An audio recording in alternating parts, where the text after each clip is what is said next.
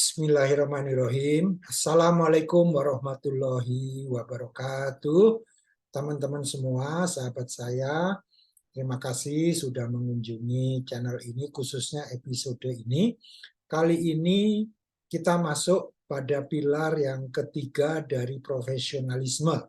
Masih ingat ya, pilar pertama adalah pilar keselarasan atau alignment. Pilar kedua adalah kemampuan atau capabilities. Dan pilar ketiga adalah keterlibatan atau semangat, atau bahasa Inggrisnya engagement. Ya, jadi ini pilar yang tidak kalah pentingnya. Nah, untuk masuk di dalam pilar ini, kita baru akan masuk ke hal pertama dari pilar ketiga ini. Dan sebelum kita bahas lebih lanjut, kenapa pilar ini penting? Karena sejauh ini dua pilar pertama kita membicarakan tentang hal, tentang things gitu ya, yang tidak ada hubungannya dengan motivasi, tidak ada hubungannya dengan bagaimana supaya semuanya ini bekerja terus gitu ya. Kita hanya bekerja mengatakan tentang perlunya keselarasan, kita mengatakan perlunya kemampuan, tapi bagaimana merawatnya supaya terus-menerus kita ini dalam keselarasan yang baik, dengan kemampuan yang selalu meningkat, ya, kalau bisa tidak tetap ya, tapi meningkat. Kemudian baru kita pilar ketiga ini ngomongin mengenai bagaimana nih supaya kita selalu termotivasi, ya. Nah, ini yang pertama kita sebut dengan satisfiers. Di dalam kesempatan lain atau dalam slide nanti juga Anda akan menjumpai saya menggunakan istilah satisfaction. Tapi apapun, mau satisfaction maupun satisfiers, dua-duanya itu menurut saya tetap penting. Ya. Nah, kenapa saya lebih cenderung saat ini menamai episode ini dengan satisfiers? Nanti kita lihat ya kenapa satisfiers. Walaupun satisfaction juga nggak salah ya. Jadi ini yang menjadi pokok bahasan kita. Nah, ini penting sekali karena ini merupakan hal pokok ya, dasar yang membuat kita termotivasi terus-menerus. Nah, seperti biasa saya mulai untuk mengingatkan kita semua bahwa professional excellence kita sepakat ya, rumusnya itu alignment dikalikan capabilities dikalikan engagement. Ya, jadi kalau salah satu dari tiga hal ini nol, ya nol, gitu ya. Jadi kalau nggak punya keselarasan, yang lainnya runtuh. Apalagi yang engagement gitu ya, itu nol ya nol, walaupun semuanya tiga-tiganya penting. Jadi kita sekarang membahas yang pertama dari pilar ketiga, yaitu masalah satisfiers ya, pemuas ya, pemuas itu apa gitu ya. Nah, sebelum lebih jauh saya ingin mencoba mengingatkan pada saya dan juga kita semua ada tiga hal mengapa kita perlu bicara mengenai satisfiers ya, yaitu pertama karena ini merupakan pemantik motivasi ya, triggernya motivasi itu dari sini. Ya, kita membicarakan motivasi itu pasti dari kepuasan. Ya, walaupun orang ada yang mengatakan ya motivasi kemudian menjadi puas, tapi tetap pangkalnya itu masih pada kepuasan atau pemuas. Pemuasnya itu apa? Ya gambaran paling gampangnya kalau kita bekerja gitu ya, kita digaji cukup ya, kita termotivasi untuk bekerja keras ya. Jadi mulainya dari satisfiers, hal-hal yang memuaskan kita. Kemudian yang kedua, ini merupakan alasan kuat mengapa tetap bertahan. Mengambil contoh tadi ya, kenapa kita masih bekerja di tempat yang sama padahal kita sebenarnya tidak menyukai pekerjaan? Karena kita mendapatkan gaji, dan apalagi kalau gajinya besar ya. Jadi inilah alasan kuat mengapa tetap bertahan, karena adanya satisfier itu. Tentu saja tidak satu ya, satisfiers itu mungkin tidak hanya masalah pekerjaan, tapi juga bukan masalah gaji, tapi juga pekerjaannya menantang, atau mungkin lokasinya dekat rumah Anda, dan seterusnya. Dan yang ketiga nanti setelah kita membahas satisfiers ini kaitannya dengan komitmen. Jadi erat sekali kalau Anda tidak memiliki satisfiers, maka kecil kemungkinannya Anda punya komitmen. Ya, jadi ini sambung menyambung satu sama lain itu saling membutuhkan, gitu, saling semuanya penting, gitu ya. Ini kita perlu melakukannya secara hati-hati, ya. Nah, kemudian bagaimana untuk menimbulkan satisfiers ini? Ada 4 hal ya. Pertama, cari hal menarik dari apa yang Anda lakukan, ya. Apapun yang Anda lakukan, mungkin saat ini Anda sedang bekerja di sebuah perusahaan atau Anda sedang berbisnis, bisnis apapun itu, ya. Jadi ini tidak spesifik hanya untuk pekerja atau hanya untuk pebisnis. Cari hal yang menarik dari apa yang Anda lakukan, walaupun di luar dari Anda yang Anda lakukan. Mungkin karena faktor tempat kerjanya, atau mungkin karena laptopnya bagus, apapun yang mungkin nggak terkait langsung ya dengan pekerjaan Anda. Kemudian yang kedua, bagaimana hal tersebut membuat Anda semangat, ya. Jadi hal-hal misalnya Anda bekerja di sebuah perusahaan, tapi ternyata pekerjaannya sebetulnya Anda nggak suka gitu, tapi ternyata lokasinya dekat rumah Anda, kantornya bagus pula, gitu ya.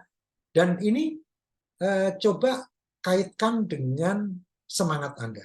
Bagaimana Anda bisa puas dengan hal-hal yang menurut Anda membuat Anda tertarik. Ya, hal menarik tadi ya. Jadi masih terkait dengan yang pertama.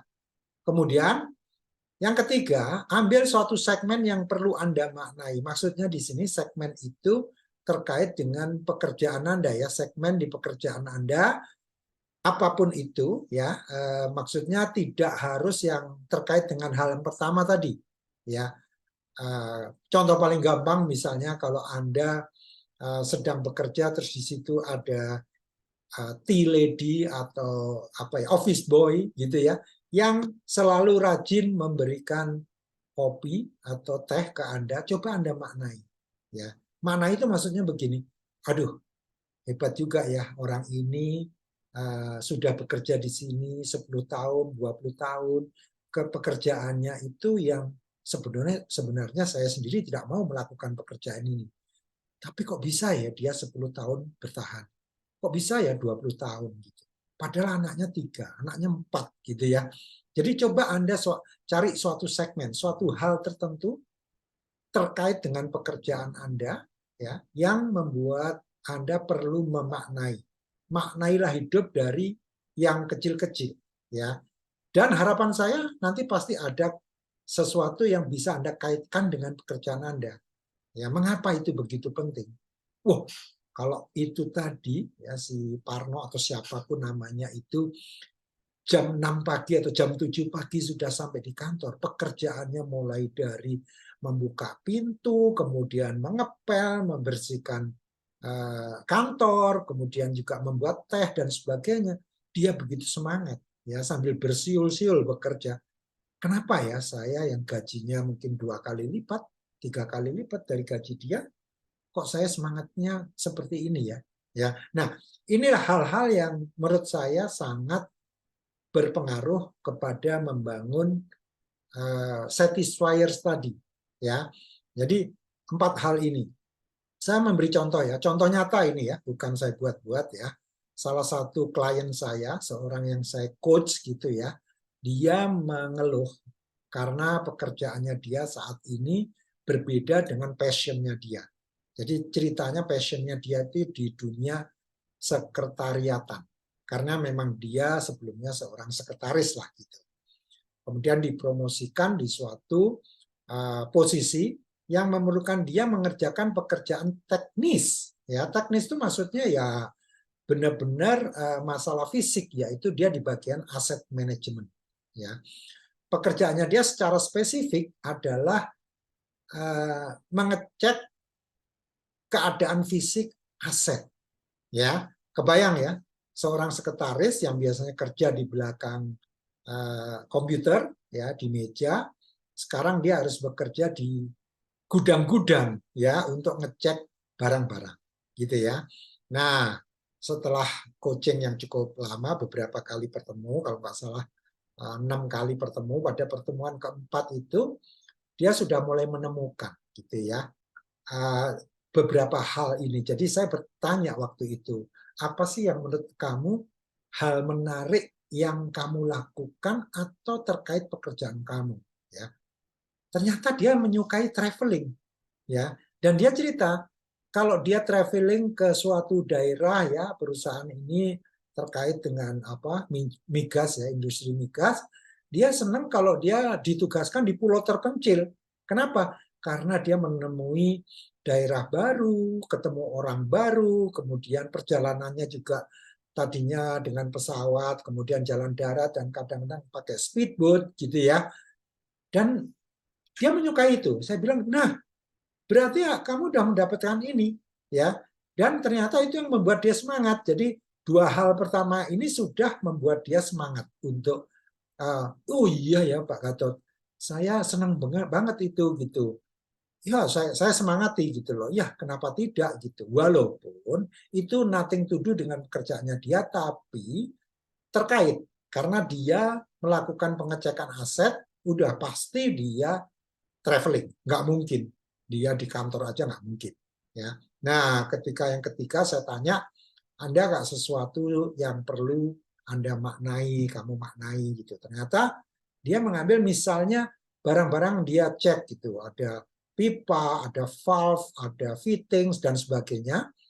Ya Pak, saya tertarik ini, ternyata yang namanya valve itu ada macam-macam, ada gate valve, ada butterfly valve, deluge valve dan sebagainya dan seterusnya ya.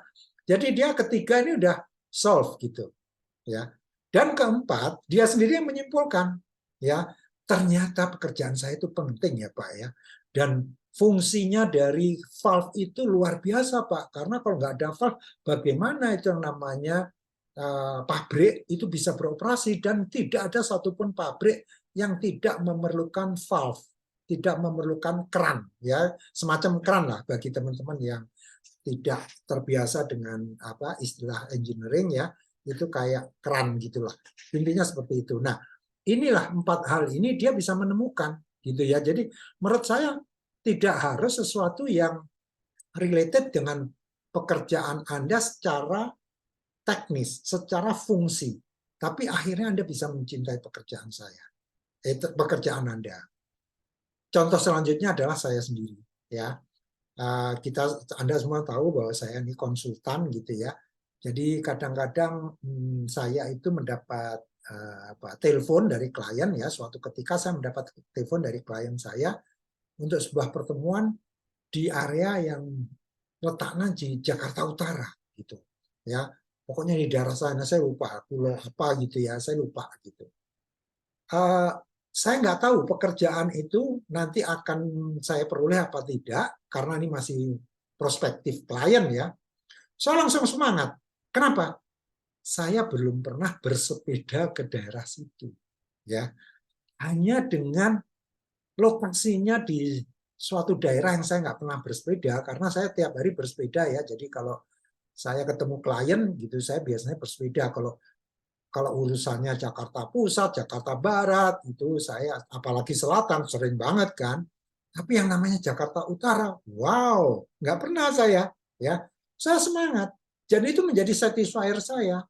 Dan alhamdulillah loh ya, ini hanya ngomongin hal pertama dari pilar ketiga. Karena saya semangat, saya dapat pekerjaan itu. Ya, alhamdulillah ya dari Allah Subhanahu Wa Taala ya, pekerjaan itu bukan karena saya yang hebat, tapi juga karena saya berusaha. Ya, supaya saya apa? Supaya saya bisa bersepeda lagi ke sana. Simple kan? Ya, artinya pekerjaannya consulting, ya, consultingnya untuk industri otomotif ya. Saya nggak tahu apa-apa industri otomotif, ya. Saya tahunya membangun platform di McDermott dulu. Tapi kalau untuk otomotif, I know nothing, ya. Tapi dengan adanya saya bersepeda ke daerah terpencil yang saya belum pernah rute sepeda saya ke sana, ya mancal pedal atau mandal saya ke sana, saya semangat, ya. Dan karena saya semangat itulah, dan juga doa-doa saya, akhirnya saya mendapatkan pekerjaan itu. Ini hanya 2 contoh ya teman-teman. Jadi jangan ambil plug dari saya, tapi coba cari hal menarik apa dari pekerjaan Anda, baik itu pada saat pergi Anda senang karena perjalanannya menyenangkan gitu. Mungkin apa melalui daerah hijau atau apa gitu ya. Atau dalam hal di kantor ada sesuatu menarik, mungkin tanamannya yang indah, apapun yang tidak ada hubungannya dengan pekerjaan, pasti membuat Anda semangat. Kalau nggak percaya, coba aja. Demikian, mudah-mudahan bermanfaat. Wassalamualaikum warahmatullahi wabarakatuh.